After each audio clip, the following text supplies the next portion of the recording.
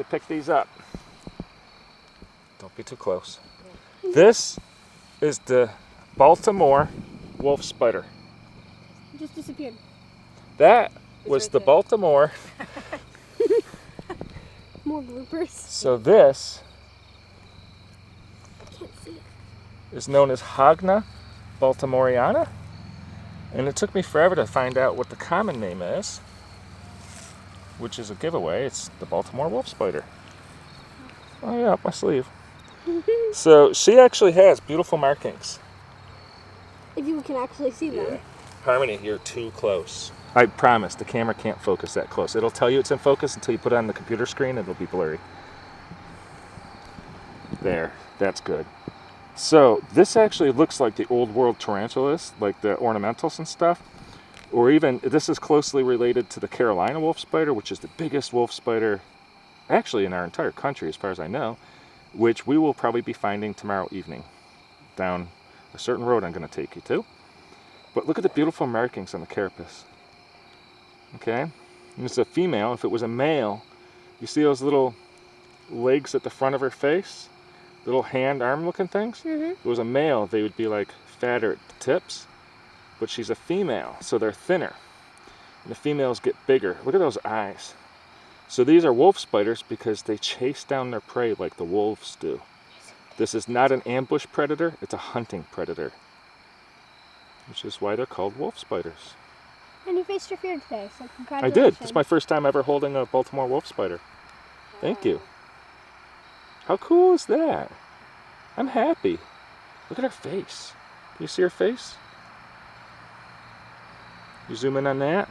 I zoomed in all the way. You getting it? Yeah. Did you touch her face on the screen so it's focused on it? No. Oh, I'm going to do that.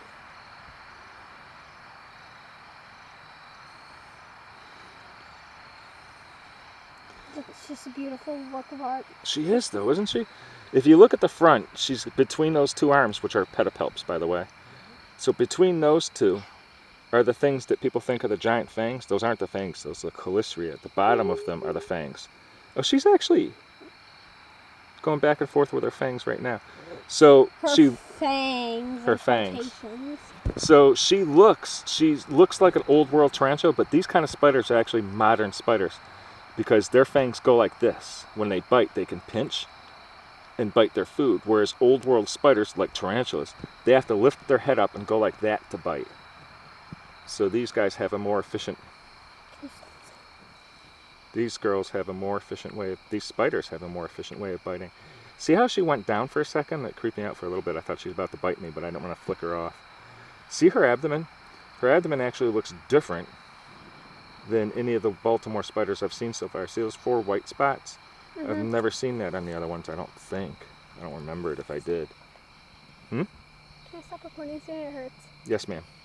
So I'm going to turn her loose. Let's put her back down on the ground. Okay, so this right here, I was just thinking about these. This is a Formic Ant. I don't know if this is in the is a wood ant or field ant, but this is a Formic Ant. Those ants squirt acid out their abdomens and bite. And it's gone. So what happens when they're building their nests, they try to make the mounds tall so that they absorb sunlight.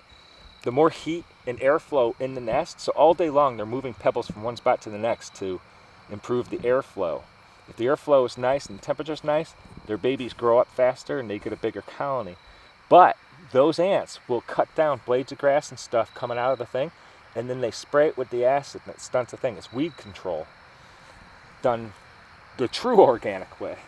So this is pretty much called wizard's beard, old man's beard. This is a lichen. So lichen is a marriage between fungus and algae. The fungal spores or the fungus cells wrap around the algae cells. So most fungus on trees is parasitic. It feeds off the tree. This kind doesn't because it's a symbiotic relationship with the algae. The algae collects, makes sugar from the sunlight because it's got chlorophyll. And so the fungus keeps the algae moist and protects it from things to eat it. And algae gives nutrition to the fungus. However, it's not just a symbiotic relationship, it's actually a community because there's also cyanobacteria all through this. So this thing here is actually an ecosystem of living creatures that have come together as one thing. So this is not an organism, it's a community. How cool is that? But I've never seen these fruiting things. So when you see wizard's beard, it actually means the air quality is really good. You wouldn't see this growing in the city. It wouldn't be able to. Cool. Cool. Back and then zoom in. It's a person. That way it will be in focus. Not too close. Get the body. Look. It's got the eye in the mouth, and it's going, hey, look at me, look at me. And these are actually will be the fruit of the prickly pear. Oh my. How cool is that? I want to take it home. No. Yoink. And there's a spider right here. Ooh. Right there. Right there. Oh yeah, that's a rabid wolf spider.